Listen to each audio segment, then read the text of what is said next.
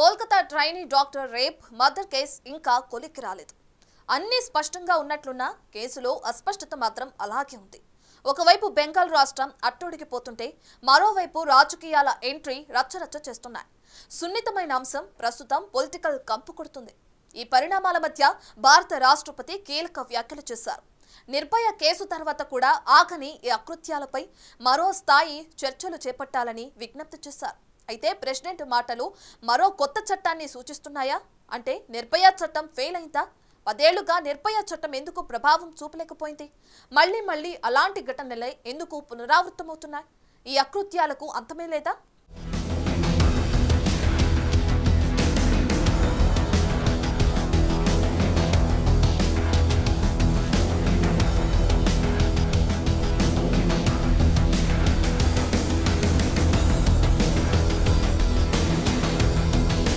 అభయ, నిర్భయ, దిశ ఇలా పేర్లు మార్చుతూ ఎన్ని చట్టాలు వస్తున్నా నేరాల్లో మాత్రం మార్పు రావట్లేదు.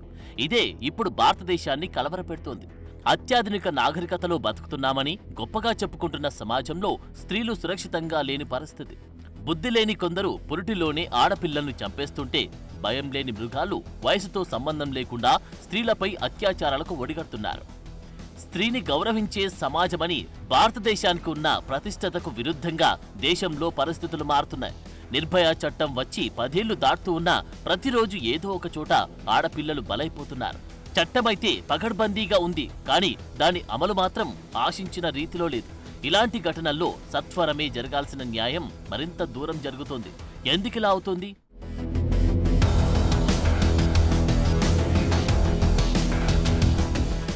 ఇరవై రోజుల క్రితం పశ్చిమ బెంగాల్లోని ట్రైనీ డాక్టర్ నైట్ డ్యూటీలో కాస్త విశ్రాంతి తీసుకుంటున్న సమయంలో అత్యంత ఘోరంగా రేప్ చేసి హత్య చేశారు. ఇది స్పష్టంగా హత్య అని సంఘటనా స్థలంలోనే ఆధారాలన్నీ ఉన్నా ఆస్పత్రి అధికారులు మాత్రం ఆత్మహత్య అని పేర్కొన్నారు. రాష్ట్ర పోలీసులు, కేంద్ర క్రైమ్ బ్రాంచ్లు దర్యాప్తు చేస్తూ ఉన్న కేసు కొలిక్కి రాలేదు. రాష్ట్రమంతా ఆందోళనలతో రగిలిపోతుంటే రాజకీయ నాయకులు మాత్రం శివ రాజకీయాలకు తెరలేపారు. కేసు సంగతి పక్కన పెట్టి ఆరోపణలు ప్రత్యారోపణలతో కాలం వెల్లదీస్తున్నారు. ఏకంగా భారత రాష్ట్రపతి దీనిపై స్పందించే పరిస్థితి తీసుకొచ్చారు. మొట్టమొదటిసారి భారత రాష్ట్రపతి ద్రౌపది ముర్ము ఈ కేసుపై తీవ్ర ఆవేదన వ్యక్తం చేశారు.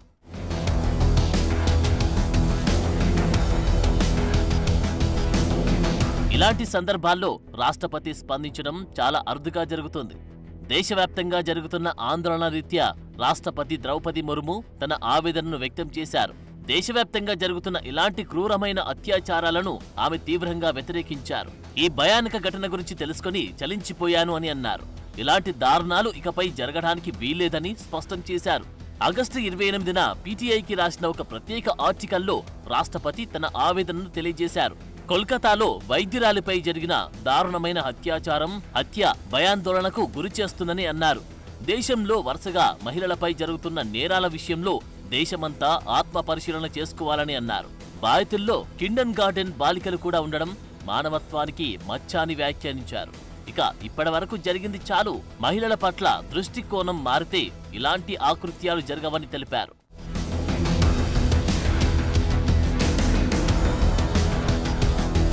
ఒకవైపు కోల్కతా ఘటనపై విద్యార్థులు, వైద్యులు, పౌరులు నిరసన ప్రదర్శనలు చేస్తూ ఉంటే మరోవైపు నేరగాళ్లు చెలరేగిపోవడంపై రాష్ట్రపతి అసహనం వ్యక్తం చేశారు. 12 ఏళ్ల క్రితం ఢిల్లీ నడివీధుల్లో జరిగిన నిర్భయ ఘటన తర్వాత మహిళలపై నేరాలు జరగకుండా వ్యూహాలు రూపొందించుకున్న ప్రణాళికలు అమల్లోకి తీసుకొచ్చిన నేరాలు మాత్రం ఆగడం లేదు. గత 12 ఏళ్లలో లెక్కలేనన్ని దారుణాలు జరిగాయి. అందులో కొన్ని మాత్రమే అందరి దృష్టికి వస్తున్నాయి. అయితే దేశం, ప్రభుత్వాలు నేర్చుకున్న పాఠాలేంటి? ఒక ఘటనకు సంబంధించిన ఆందోళన ముగిసిపోగానే సదరు ఘోరాలు మరుగున పడిపోతున్నాయి. అందరూ వాటిని మర్చిపోతున్నారు. మరో ఘోరం జరిగాక పాత ఘోరాలను గుర్తుకు చేసుకుంటూ కాలం వెల్లదీస్తున్నారు. ఇది సరియైన విధానమా? సరిగ్గా ఇదే ప్రశ్న రాష్ట్రపతి ముర్ము మాటల్లో వెల్లడైంది.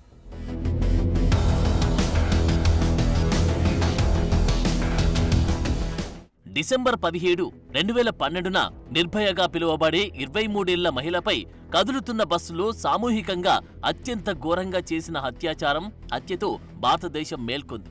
నేరంలో కనిపించిన క్రూరత్వం, మహిళలకు సంబంధించిన సమస్యలు, భద్రతపై తీవ్రమైన ఆందోళనలు చెలరేగాయి. అయినా ఏడాది నిండకుండానే దక్షిణ ముంబైలోని శక్తి మిల్స్ కాంపౌండ్లో 22 ఏళ్ల ఫోటో జర్నలిస్ట్ పై ఒక బాలుడితో సహా 5 వ్యక్తులు అత్యాచారానికి పాల్పడ్డారు. 2013 సెప్టెంబర్ 3న 18 ఏళ్ల టెలిఫోన్ ఆపరేటర్ని అదే ప్రదేశంలో ఇదే విధమైన సామూహిక అత్యాచారం చేశారు. ఇందులో ఉన్న 3 నేరస్తులు కూడా గత రేప్ కేసులో నిందితులే. ఇక డిసెంబర్ 2016న తమిళనాడులోని అరియాలూరులో 17 ఏళ్ల గర్భిణి అయిన దళిత బాలికపై హిందూ మున్నాని యూనియన్ కార్యదర్శి 3 సహచరులు కలిసి భయంకరంగా సామూహిక హత్యకు పాల్పడ్డారు.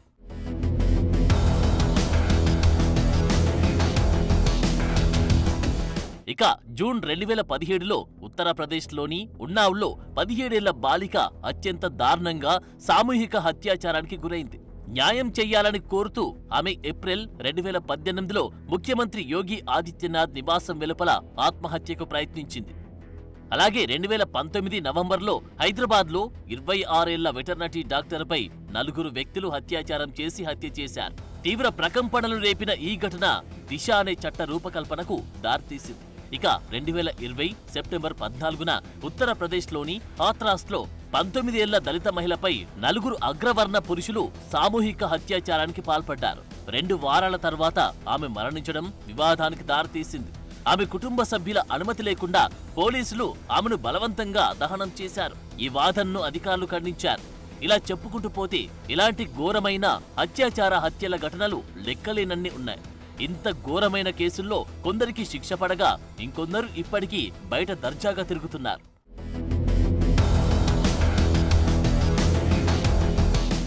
దేశంలో ఇంత జరుగుతున్నప్పటికీ రాజకీయ పార్టీలు మాత్రం వీటిని ఓట్ల కోసం వాడుకుంటున్న పరిస్థితి దేశంలో కనిపిస్తోంది. తాజాగా జరిగిన కోల్కతా సంఘటనే దీనికి ప్రత్యక్ష సాక్ష్యంగా ఉంది. ఒకవైపు దేశమంతా హతురాలికి న్యాయం జరగాలని ప్రయత్నిస్తూ ఉంటే పొలిటికల్ లీడర్లు మాత్రం తమ పబ్బం గడుపుకోవడానికి ఎగబడుతున్నారు. అధికార పార్టీని వేలెత్తి చూపడానికి చేసే ప్రయత్నాల్లో సగం కూడా బాధితులకు న్యాయం జరగాలనే దానిపై పెట్టట్లేదు. పైగా రాజకీయ జెండాలెత్తుకొని నిరసన యాత్రలు చేపడుతున్నారు. ఒక సామాజిక బాధ్యతగా తీసుకోలేని దుస్థితి దేశంలో నెలకొంది. కోల్కతా ఘటనలో ప్రాథమికంగా పశ్చిమ బెంగాల్ రాష్ట్ర పోలీసులే కేసుని టేకప్ చేసినప్పటికీ ఎన్నో అవకతవకలు అనుమానాలకు తావిచ్చాయి. ఆ తర్వాత వచ్చిన కేంద్ర సిబిఐ కూడా దర్యాప్తుతో కాలాన్ని సాగదీస్తుంది తప్ప ఇప్పటి వరకు ఘటనలో పూర్తి నిజానిజాలను బయటపెట్టలేదు. ఒకవైపు రాష్ట్ర ప్రభుత్వం, కేంద్ర ప్రభుత్వం రెండింటికి చెందిన సంస్థలే కేసును విచారిస్తున్నాయి. మరోవైపు రాష్ట్ర ప్రభుత్వం, కేంద్ర ప్రభుత్వాన్ని నడిపే నేతలే ఒకరిపై ఒకరు నిందారోపణలు చేసుకుంటున్నారు.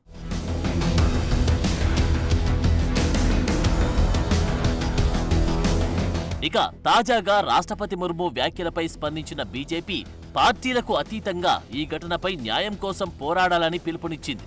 మరోవైపు పశ్చిమ బెంగాల్కు ముఖ్యమంత్రిగా ఉన్న మమతా బెనర్జీ, టీఎంసీ నేతలు బీజేపీ కుట్ర చేస్తున్నట్టు ఆరోపణలు చేస్తున్నారు.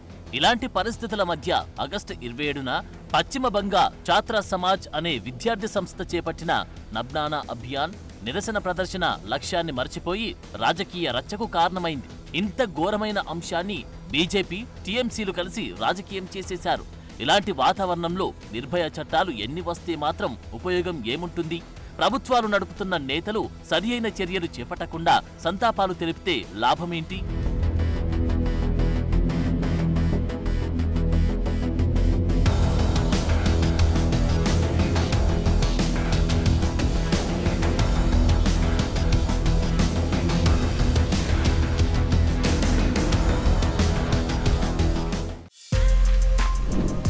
For more videos like this, subscribe Big TV channel.